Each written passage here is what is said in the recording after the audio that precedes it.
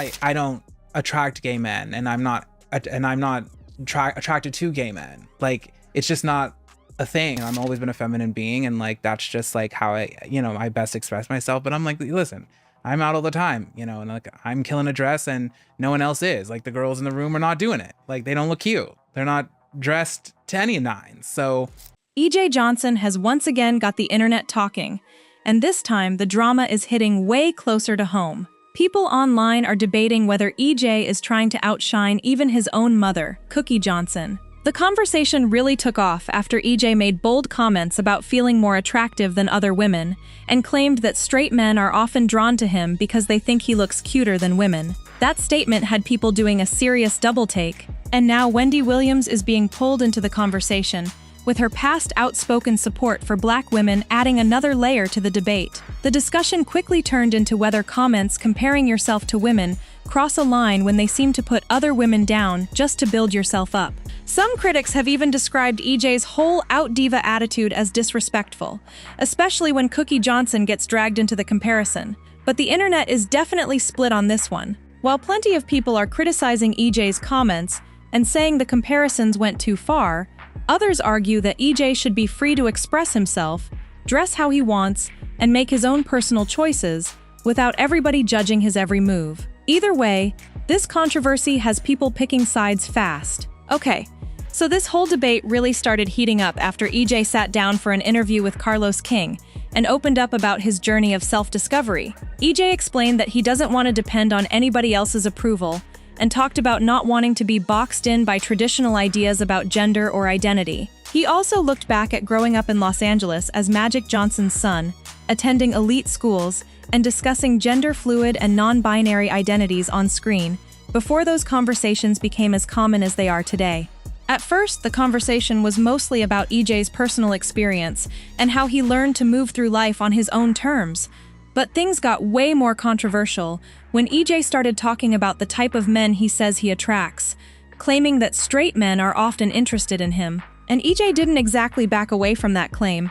He explained that he has sometimes felt out of place in certain gay spaces because his gender presentation doesn't match the more traditionally masculine image that he feels can sometimes get prioritized there. That comment quickly became another major talking point online. if you ask any of the girls, like they'll tell you the same. And I think they're just labels. That's why, like, I don't care what, like, I'm dating someone. I'm like, I don't care what you identify as or what you call yourself, as long as you're happy being who you are. But to be honest, it's like, that's why I don't go to gay clubs. I don't go to, gay things, because it's like the men that I attract are not there. EJ also made it clear that he isn't saying these spaces are automatically hostile or unwelcoming. Instead, he explained that he simply doesn't notice much romantic interest coming from the gay men he meets there. EJ can still enjoy those spaces, socialize, have a kiki, and enjoy the vibe, but according to him, the men who actually show interest tend to identify as straight.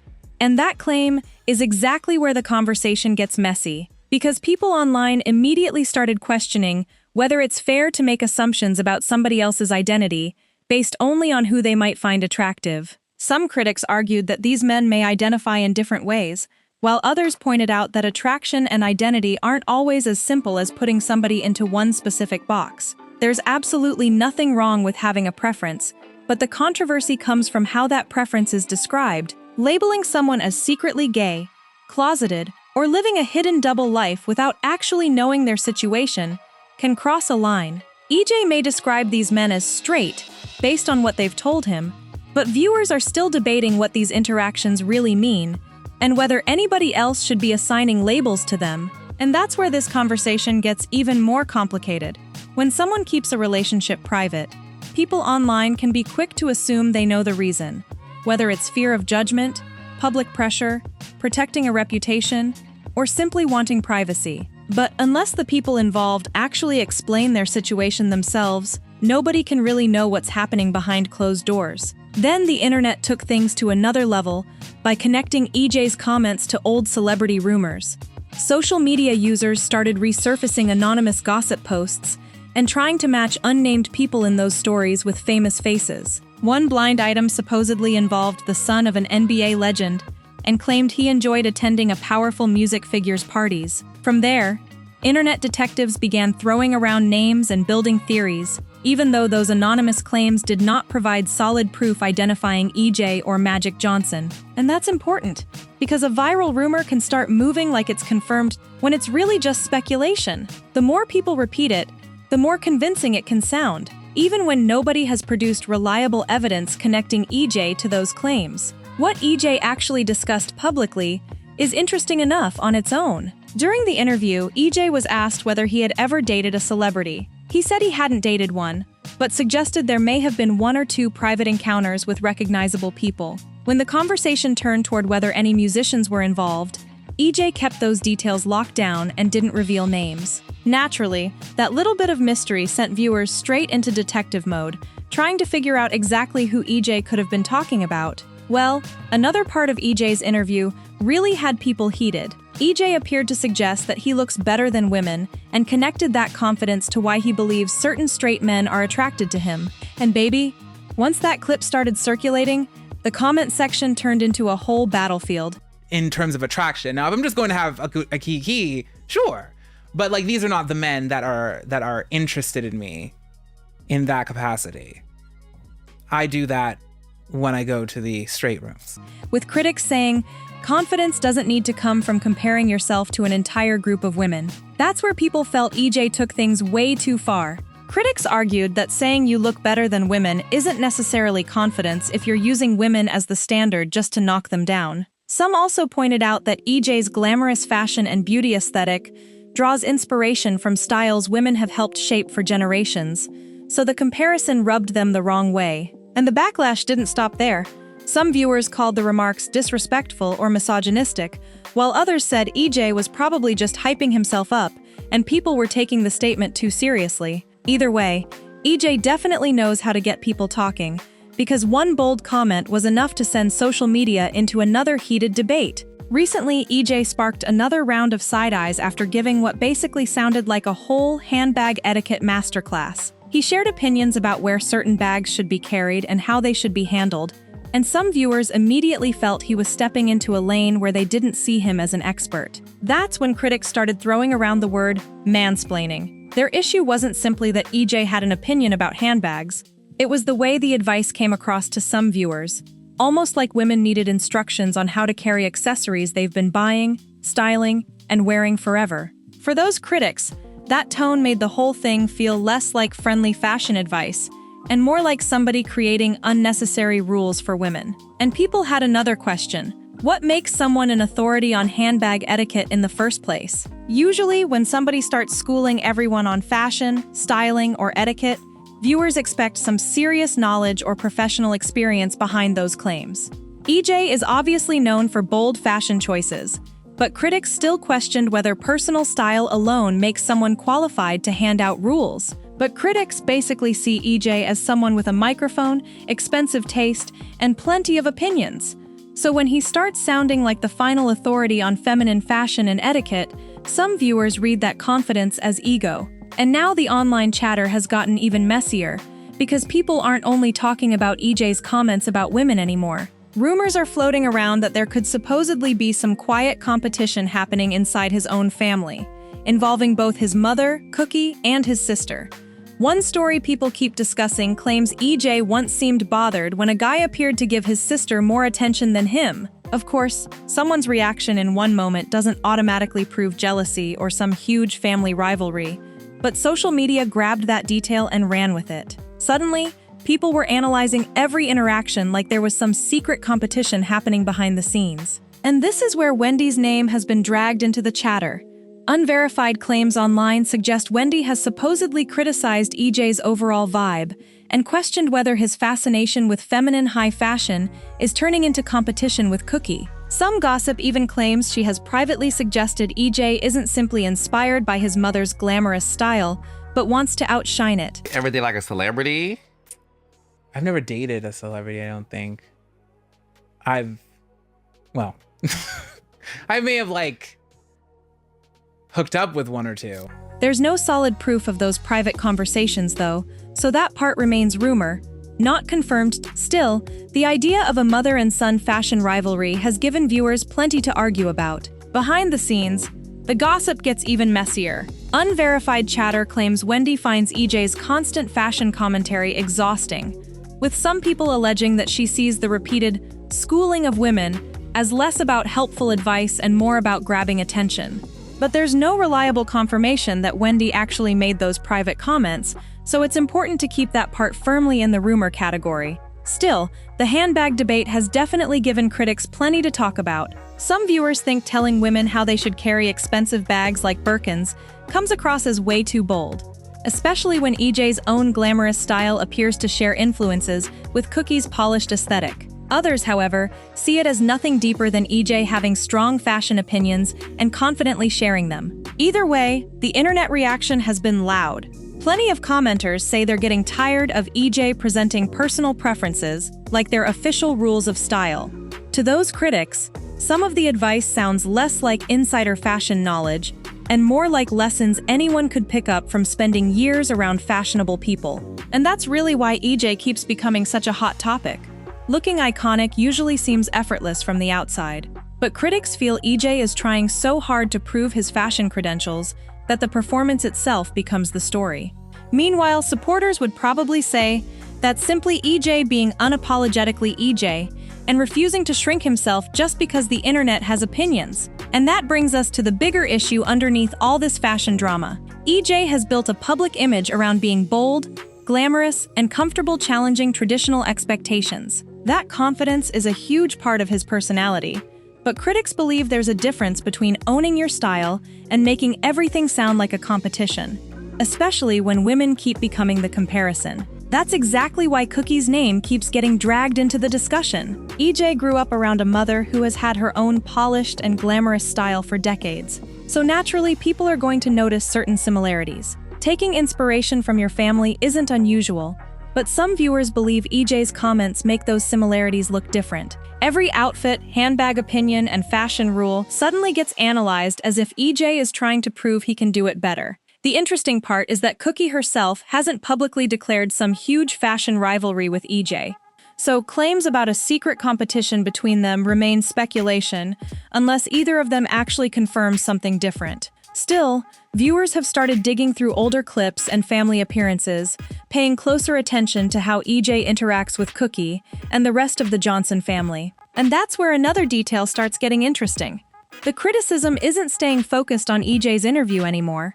People have also started revisiting older moments involving EJ and his sister, especially situations where attention from other people appeared to become part of the dynamic. Those older moments are now being viewed through a completely different lens, and one of those older moments adds a completely different layer to the story. EJ has spent years living in a family where almost everybody attracts attention for a different reason. Magic Johnson has the legendary basketball legacy, Cookie has her signature elegance, and EJ's siblings have their own lives and identities. Growing up in that kind of spotlight can make even normal family moments look much bigger once the cameras and internet commentary get involved. That's why the story about EJ supposedly getting bothered when someone showed more interest in his sister has been brought back up. Some viewers interpreted the moment as jealousy, while others argued people were reading way too deeply into an ordinary sibling interaction. Without EJ actually saying, "I was jealous," it's impossible to present that interpretation as fact. But critics are connecting it to EJ's more recent comments about being attractive to straight men. In their eyes, the issue isn't simply who EJ dates or who finds him attractive.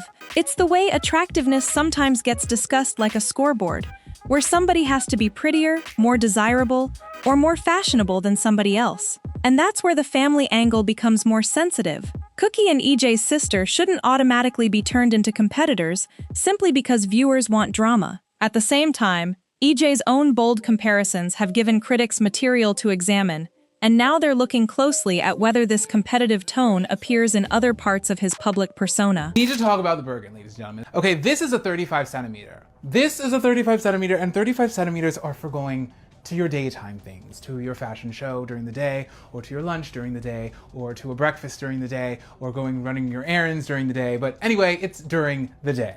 Please don't bring your large format bag on a red carpet at night or during your dinner. You must go home and change and find a smaller format bag. One particular pattern in the way EJ talks about status, style, and attention has started standing out. That pattern seems to be less about fashion itself and more about who gets to set the standard. EJ doesn't just wear bold looks. He often speaks about style with serious confidence, like there are clear rules separating what's fabulous from what's simply not giving. For some viewers, that's entertaining. For others, the attitude starts feeling different when those opinions involve women and how they supposedly should present themselves. But there's another side to this that can't be ignored. EJ has spent years being judged publicly for his own appearance, clothes, and identity. So developing a strong personality around fashion could simply be his way of taking control of that conversation.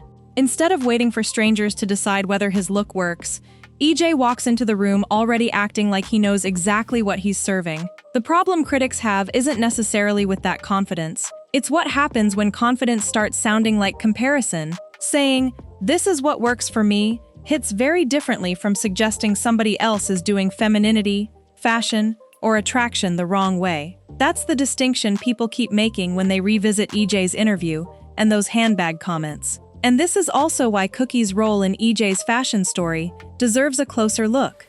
Long before people were debating EJ's style rules, Cookie had already created a recognizable image of her own. Looking back at how EJ has spoken about his mother's influence gives a much clearer picture of where some of that confidence and taste may have started. And Cookie's influence is where this story gets a lot more layered. For years, she has carried herself with a polished, luxury style, without needing to make every appearance feel like a competition. That contrast is exactly what some viewers are picking up on when they compare her approach with EJ's much louder fashion personality. But having different personalities doesn't automatically mean there's tension between them. In fact, EJ has publicly shown love for his family before, which makes those secret rivalry theories difficult to treat as anything more than speculation. What people can actually see is a son who grew up surrounded by luxury, celebrity circles, major events, and a mother with a strong sense of style. It wouldn't be surprising if some of EJ's taste came from watching Cookie while growing up. The twist is that critics now view that influence differently because of EJ's recent comments. Instead of seeing the similarities as simple inspiration, they're asking why women keep becoming the measuring stick whenever EJ talks about beauty, attraction, or fashion. That's where the criticism gets sharper, because viewers aren't questioning EJ's right to look glamorous. They're questioning why looking glamorous needs to involve ranking anybody else. And there may be a bigger reason EJ speaks with that much confidence. Being Magic Johnson's son meant his appearance and personal life were discussed publicly long before he could fully control the narrative. That kind of spotlight can shape how somebody responds to criticism, and EJ has developed a very specific way of dealing with people who question him. And EJ's way of dealing with criticism has usually been pretty clear. He doesn't seem interested in shrinking himself just to make other people comfortable. After spending years having strangers analyze everything from his clothes to his dating life, EJ appears to have built a thick skin and an even bigger public personality. When people question his choices, he often seems more likely to double down than quietly change direction. That explains part of the confidence, but it doesn't automatically erase criticism of what he actually says. There's a major difference between defending your own identity and making broad comparisons about other people. Critics believe EJ sometimes blurs that line, especially when conversations about his personal style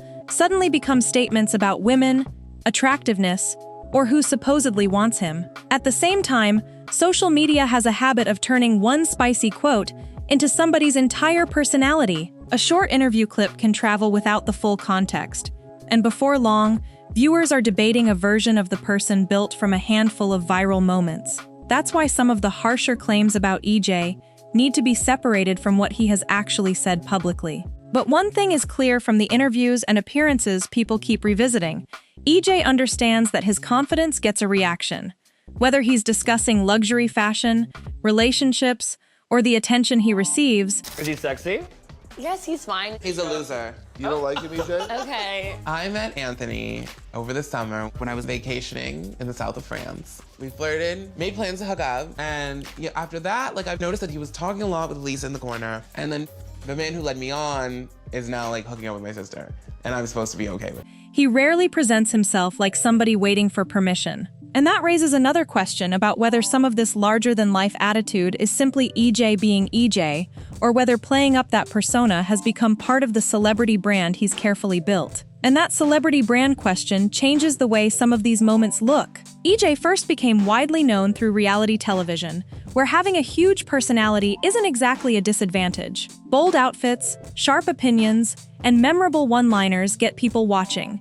So it's possible that the version of EJ audiences see publicly is intentionally turned up a few extra levels. That doesn't mean every controversial comment is some calculated performance, but when you've spent years in entertainment, you learn pretty quickly which parts of your personality get attention. EJ knows fashion gets people talking. He knows confidence gets reactions. And he definitely knows that saying something unexpected can turn a regular interview clip into something people replay and debate. Still, there's a catch.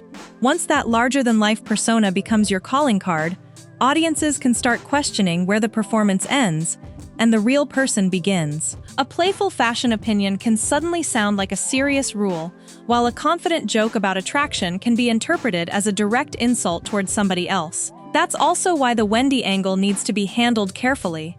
People may attach Wendy's name to sharp commentary because she's famous for calling celebrities out, but alleged private remarks shouldn't automatically be treated like confirmed quotes. What can be examined is the type of criticism EJ's comments would have faced in the celebrity gossip world Wendy helped define. And that brings the focus back to something more revealing than anonymous gossip.